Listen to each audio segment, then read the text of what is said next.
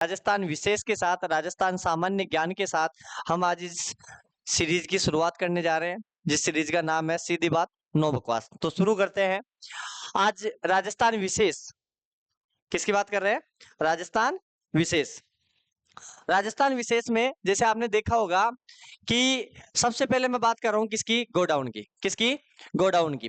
अगर मैं बात करूं भाई गोडाउन, गोडाउन क्या है? राजस्थान का राज्य पक्षी है। क्या है?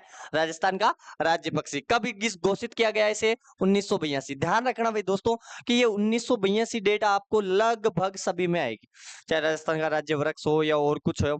तो राजस्थान की जो भी चीज आएगी ना, इसमें 1982, 1985, 1983, 1982, 83, 85 ये 2-3 डेट आपको बार बार मिलेगी, तो इसको थोड़ा रट लेना। क्योंकि गोडाउन को राज्य पक्षी कब घोषित किया गया? 1982। सबसे बड़ी बात है, सबसे मोस्ट इंपोर्टेंट बात है इसके उपनाम। गोडाउन के बहुत बार उपनाम पूछे जाते हैं। मालमोड़ी, रेत का तीतर, जैसे मालमोड़ी है, रेत का तीतर इसे बोलते हैं। ग्रेट इंडियन बस्टर्ड, ये बहुत बार पूछा हुआ है कि कौन से पक्षी का नाम ग्रेट इंडियन बस्टर्ड है? वो गोडाउन का। राजस्थान में कौन से पक्षी को ग्रेट इंडियन बस्टर्ड कहा जाता है? वो किसे कहा जाता है? वो राजस्थान के राज्य पक्षी गोडाउन को। गुदान मेर कहा जाता है इसे। क्या कहा जाता है? गुदान मेर। इसे हुकना कहा जाता है। क्या कहा जाता है? हुकना कहा जाता है। इसे सोहन चिड़िया कहा जाता है। क्या कहा जाता है? सोहन चिड़िया कहा जाता है। आगे अपन देखते हैं। जैसे अगर मैं बात करूं आगे, तो आगे इसके वैज्ञानिक नाम है जैसे कोरियोटिस नाइग्रोसिस। कौन से हैं? कोरियोटिस नाइग्रोसिस। वर्तमान, अच्छा, इसको राजस्थान का राज्य पक्षी घोषित करने का सबसे बड़ा कारण क्या है? क्योंकि इसकी संख्या दिन प्रतिदिन कम कम होती जा रही है। मतलब ये संकटग्रस्त पक्षी है, इस वजह से दिन प्रतिदिन इनकी संख्या में कमी आती जा रही है। तो इसको संरक्षित करने के लिए, इसको बचाने के लिए हमने क्या किया? इसको राज्य पक्षी घोषित कर दिया। तो वैज्ञानिक नाम है कोरियोटिस नाइग्रोसिस। वैज्ञानिक नाम अच्छे से याद रखना, उपनाम अच्छे से याद रखना, यहाँ से प्रश्न बनता ही बनता है। कि वर्तमान में अगर आपसे पूछ ले गोडाउन कहाँ कहाँ है, तो पूरे राजस्थान में 3 ही जगह मिलता है। एक तो साकलिया अजमेर, एक सोरसन बारा, और एक मरु उद्यान जैसलमेर। ये वह नहीं है, इसको काट दो। साकलिया अजमेर में, सोरसन बारा में, मरु उद्यान जैसलमेर में। ठीक है, तो ये ध्यान रखना, ये 3 ही जगह पाया जाता है। इसका जो भोजन होता है वो होता है तारा मेरा। और जानो को नहीं जानो तारा मेरा? अरे पापड़ो, है ना? तारा मेरा का मतलब क्या है? पापड़ा, है ना? तो ये तारा मेरा है, इसका भोजन होता है। फिर बात आती है कि ये तो राजस्थान का राज्य पक्षी था। अगर राष्ट्रीय पक्षी की बात करूं तो कौन सा है? तो राष्ट्रीय पक्षी कौन सा है?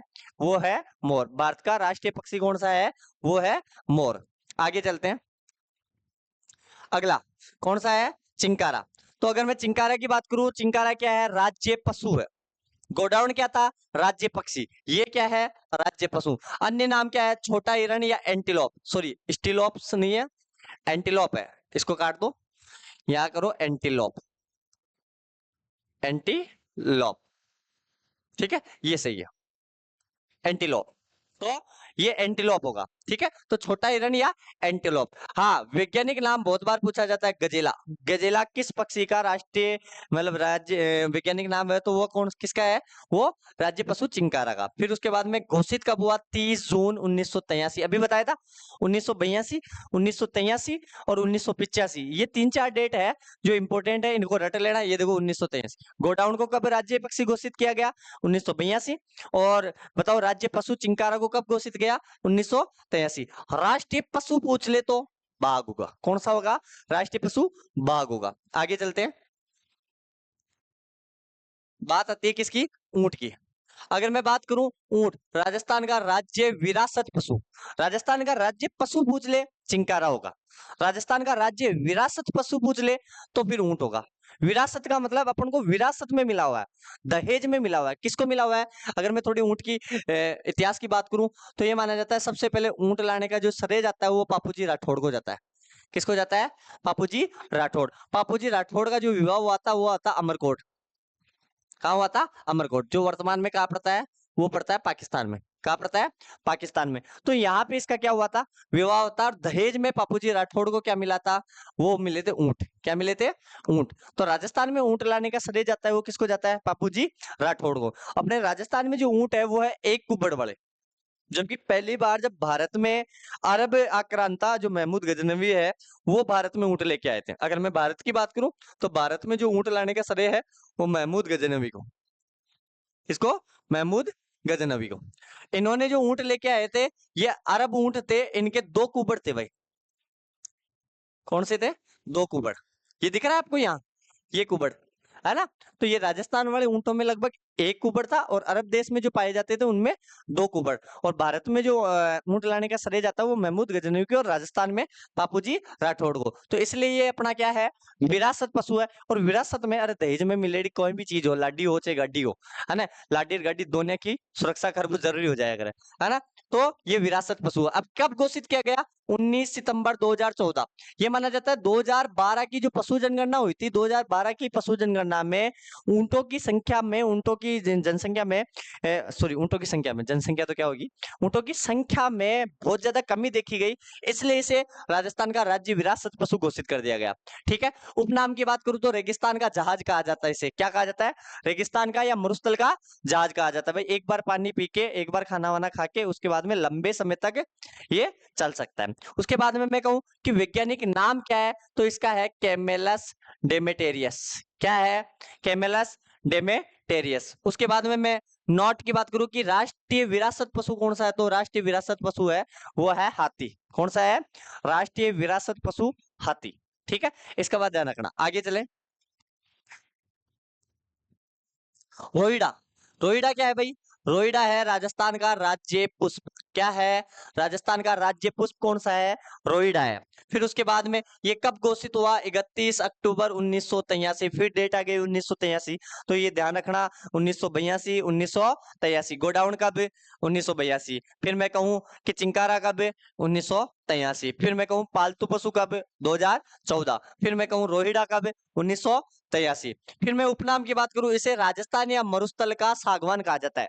अपने राजस्थान में सागवान की लकड़ी तो पाई जाती नहीं, क्योंकि सागवान बहुत ज्यादा महंगी लकड़ी है, और महंगी लकड़ी होने की वजह ये अपने राजस्थान में मिलती कमी है। तो राजस्थान या मरुस्थल का सागवान है वो कौन सा है? रोहिड़े की लकड़ी का, है ना। राजस्थान की मरु शोभा कह सकते हैं भाई। मरुस्थल की या अपने राजस्थान की शोभा को बढ़ाने वाली जो लकड़ी है वो कौन सी है? रोहिड़े की लकड़ी है। मारवाड़ टिक्का कहा जाता है, या टीक कहा जाता है, मारवाड़ टिक्का कहा जाता है। वैज्ञानिक नाम बहुत बार पूछा जाता है, टिकोमेला एंडुलेटा। आपसे पूछ लेंगे बताओ किसका नाम टिक्कोमेला एंडुलेटा है? वो टिक्कोमेला एंडुलेटा किसका है? रोहिड़े का। हाँ, राष्ट्रीय पुष्प पूछ ले तो कमल होगा। इसमें कंफ्यूजन रहता है कि राज्य है या राष्ट्रीय है, तो राष्ट्रीय पुष्प पूछ ले वो कमल का फूल, है ना। और राज्य पुष्प पूछ ले तो कौन सा है? रोहिड़े का। ये देखो, दिख रहा है आपके सामने, ये फूल है रोहिड़े का। देखा भी होगा आपने ऐसा, है ना। हाँ, पेड़ देखो तो इस तरीके से ये थे। तो थोड़ा ये भी, हाँ ठीक है। आगे देखो, आगे चलें। खेजड़ी, है ना।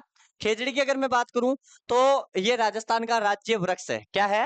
राजस्थान का राज्य वृक्ष कौन सा है? खेजड़ी। इसे कब घोषित किया गया राज्य वृक्ष? 31 अक्टूबर 1983। फिर 1983 आ गई। हाँ, उपनाम की बात करूं, राजस्थान का कल्प वृक्ष या कल्पतरु। कल्प वृक्ष या कल्पतरु का मतलब होता है आपकी इच्छा पूर्ण करने वाला वृक्ष। आप कुछ भी मांगो, आपकी सारी इच्छाएं पूर्ण कर दे। कुछ का मतलब ये नहीं कि कल को जाके आप जॉब मांगने लग जाओ, पढ़ो ही नहीं और आप सोचो भाई जो नौकरी मिल जाए, ऐसे थोड़ी है। मतलब ये कह सकता हूँ कि जैसे बैठने के लिए ठंडी छाया मिल सकती है ना, खाने के लिए सांगरी मिल जाती है ना। सांगरी, जो सांगरी होती है देखा होगा। बताओ आप कि जो सांगरी होती है वो सूख जाने के बाद उन्हें क्या कहा जाता है ना। आप कमेंट बॉक्स में बताओ, जो सांगरी होती है वो सांगरी को सूखने के बाद क्या कहा जाता है, और क्या वो खाए हुए हैं क्या आपके? ठीक है। उसके अलावा जैसे पशुओं के लिए, अपने जानवरों के लिए, इनके लिए लूम मिल जाती है ना। लूम होती है ना, उनकी पत्तियां, हरी पत्तियां, उन्हें लूम कहते हैं।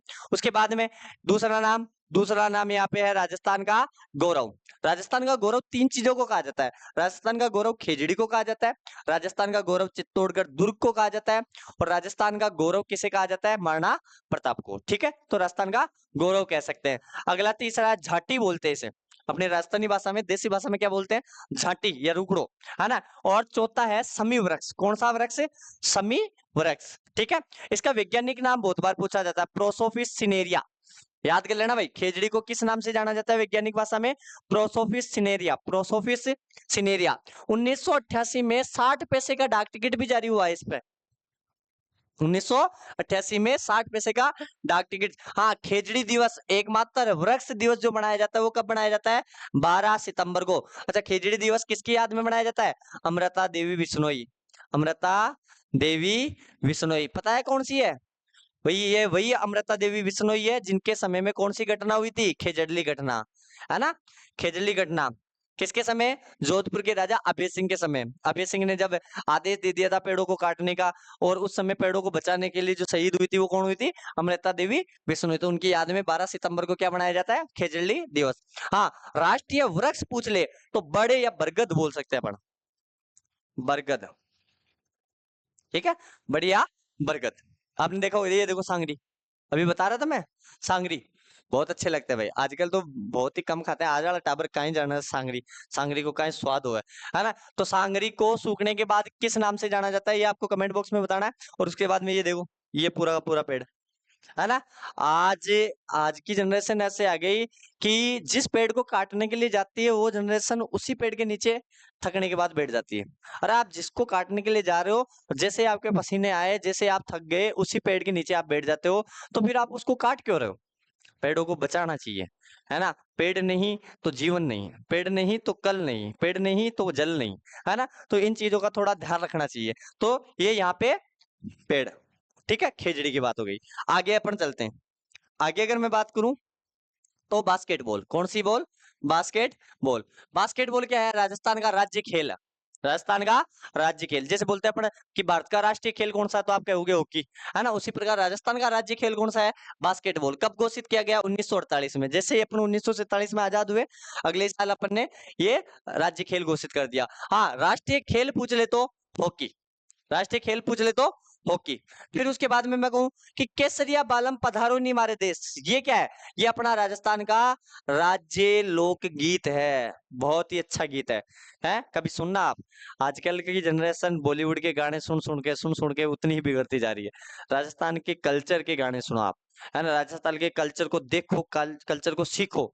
उससे आपको पता चलेगा कि अपना इतिहास कैसा था, अपना कल्चर कैसा था, है ना? समय के साथ आगे बढ़ना बहुत अच्छी बात है, लेकिन आप अपने कल्चर को, अपने इतिहास को भूलते जा रहे हो, ये बहुत बड़ी गलत बात है। ठीक है, तो राजस्थान का राज्य लोकगीत पधारो नी मारे देश। सर्वप्रथम इसका जो गायन किया था वो किसने किया था? वो किया था मांगी बाई ने, जो कहाँ की थी? उदयपुर की। बहुत ही प्रसिद्ध कलाकार है मांगी बाई, इन्होंने सर्वप्रथम गाया था। जबकि इसको सर्वाधिक बार गाने वाला, ये इसको सर्वाधिक प्रसिद्धि दिलाने वाली, वो है कौन? अल्लाह जिलाबाई। कौन है? अल्लाह जिलाबाई। कहाँ की है? बीकानेर की। कहाँ की है? बीकानेर की अल्लाह जिलाबाई।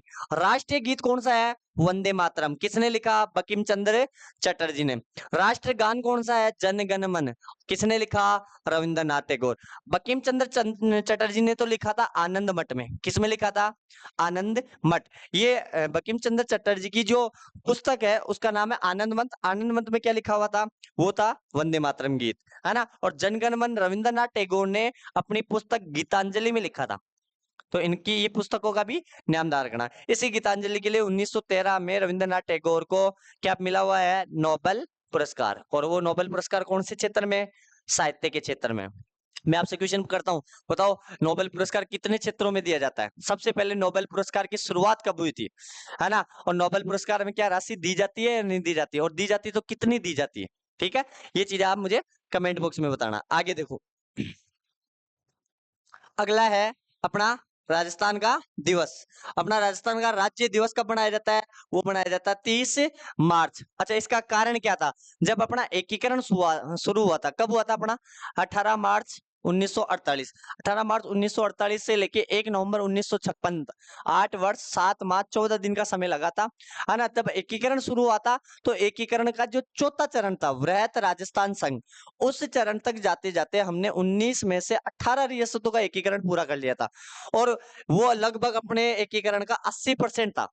तो हमने 23 मार्च 1949, ये कौन सा चरण था? ये फोर्थ चरण था भाई, एकीकरण का फोर्थ चरण। पूरे चरण कितने थे? 7 चरण। तो 7 में से जो चौथा चरण था उसमें अपन ने राजस्थान का 80% एकीकरण पूर्ण कर लिया था। इसी खुशी में अपन ने पहली बार राजस्थान दिवस बनाया। हाँ, आपसे ये पूछ सकते हैं कि बताओ राजस्थान स्थापना दिवस कब बनाया जाता है? स्थापना दिवस बनाया जाता है 1 नवंबर को। अरे भाई, राजस्थान पूर्ण रूप से अपने सामने कब आया था? 1 नवंबर 1956। तो राजस्थान स्थापना दिवस पूछ ले, 1 नवंबर 1956, है ना? मतलब 1 नवंबर। और राजस्थान दिवस पूछ ले, 30 मार्च। आगे अगर मैं बात करूं सूर्यमल मिश्रण, कौन है भाई सूर्यमल मिश्रण? राजस्थान के राज्य कवि है भाई। राजस्थान के इतिहास को, राजस्थान के कल्चर को, राजस्थान की संस्कृति को अगर अच्छे से कोई बताने वाले व्यक्ति है तो वो कौन है? सूर्यमल मिश्र। इसलिए अपन ने इनको राज्य कवि का दर्जा दिया। कहाँ के है? हरड़ा गांव बूंदी के। कहाँ के है? हरड़ा गांव बूंदी के। इसको थोड़ा सही कर लेना, हरड़ा गांव बूंदी के। पुस्तकें वंश भास्कर और वीर सतसई। भाई बहुत सारी पुस्तकें इनकी, है ना, लेकिन ये 2 पुस्तकें आप पढ़ना कभी टाइम मिले तो। अभी नहीं पढ़ना। अभी आप कॉम्पिटेटिव एग्जाम की तैयारी कर रहे हो, अभी आपको सिलेक्शन लेना है, न कि विद्वान बनना है। अगर हाँ विद्वान बनना है, इतिहास के बारे में जानना है, जिज्ञासा है, तो फिर आप पढ़ो। तो वंश भास्कर और वीर सतसई, तो ये दोनों पुस्तकें किनकी है? सूर्यमल मिश्रण की। बात आती है किसकी? घूमर की। राजस्थान का राज्य नृत्य कौन सा है? घूमर, है ना। एक बार लगभग 7-7 या 9-9 महिलाएं एक साथ डांस करती है, घूमर घूमर, है ना। कितना अच्छा नृत्य है घूमर। अगर मैं बात करूं, इसे नृत्यों का सिरमौर कहा जाता है, नृत्यों का सिरमौर कहा जाता है। इसे सभी नृत्यों की आत्मा कहा जाता है। क्या कहा जाता है? आत्मा। नृत्यों का सिरमौर या नृत्यों की आत्मा किस नृत्य को कहा जाता है? घूमर नृत्य को। फिर अगर मैं बात करूं आगे, तो अलगोजा राजस्थान का राज्य लोक वाद्य यंत्र कौन सा है? राजस्थान का राज्य लोक वाद्य यंत्र। ये ध्यान रखना, राजस्थान का वाद्य यंत्र कुछ नहीं होता बांसुरी टाइप। अच्छा यहाँ दे रखा है, देखो ये बांसुरी टाइप का होता है, दिख रहा है आपको, है ना। एक इसमें बड़ी बांसुरी होती है ये, और एक छोटी बांसुरी होती है ना। इसके साथ साथ में एक अपने इस वाद्य यंत्र का नाम आ गया, तो ये भी ध्यान रखना। अपने एक जयपुर के व्यक्ति थे जिनका नाम था रामनाथ चौधरी। रामनाथ चौधरी, है ना। इनके नाम पर विश्व रिकॉर्ड है ना। ज्यादातर जो अपना वाद्य यंत्र अलगोजा बजाया जाता वो मुंह से बजाया जाता था। ये पश्चिमी राजस्थान में प्रचलित था। एक बार चैलेंज की बात आ गई थी, तब अपने जयपुर के रामनाथ चौधरी ने चैलेंज किया था कि आप मुंह से तो कोई बजा दे, है ना, मैं नाक से बजा के बताऊंगा। तो नाक से अलगोजा बजाने का रिकॉर्ड है, वो किसके नाम पर है? वो है रामनाथ चौधरी। ठीक है, तो आपको पता होना चाहिए ये चीजें। तो ये आज का हमारा जो सेशन था वो था राजस्थान विशेष के बारे में। राजस्थान के बारे में आपको पता होना चाहिए कि राजस्थान दिवस कब बनाया जाता है, राजस्थान के राज्य कवि कौन से हैं, राजस्थान की स्थापना कब हुई, राजस्थान में राज्य वृक्ष कौन सा है, राज्य पशु कौन सा है, राज्य वृक्ष कौन सा, खेजड़ी कौन, मतलब खेजड़ी का उपनाम क्या है, गोडाउन क्या है, चिंकारा क्या है, बास्केटबॉल क्या है। हाँ, कभी कभी पोशाक के बारे में भी पूछ लेते, तो वो पोशाक है जोधपुरी कोट। कौन सी है? जोधपुरी कोट। तो आपको ये सेशन कैसा लगा जरूर बताएं, और डेली आपको एक एक वीडियो मिलते जाएंगे एक एक टॉपिक से रिलेटेड। आप इनको अच्छे से पढ़ें। अगर इनमें कुछ भी कमी लगती है आपको, तो आप कमेंट बॉक्स में हमें जरूर बताएं। अगले वीडियो में हम कोशिश करेंगे कि इसमें सुधार कर सकें। धन्यवाद। अगर आपको इनकी पीपीटी लेनी है, इनकी पीडीएफ लेनी है, इनके शॉर्ट्स नोट्स चाहिए, और आपको यही पीपीटी अगर चाहिए, तो हमारा जो टेलीग्राम चैनल है या हमारा जो इंस्टाग्राम चैनल है वो है गणपत गुरुकुल फुलेरा। आप इंग्लिश में सर्च करना गणपत गुरुकुल फुलेरा, है ना, और टेलीग्राम ज्वाइन कर लेना। उस टेलीग्राम के ऊपर आपको ये सारी की सारी पीपीटी, सारे के सारे शॉर्ट नोट्स मिल जाएंगे। धन्यवाद।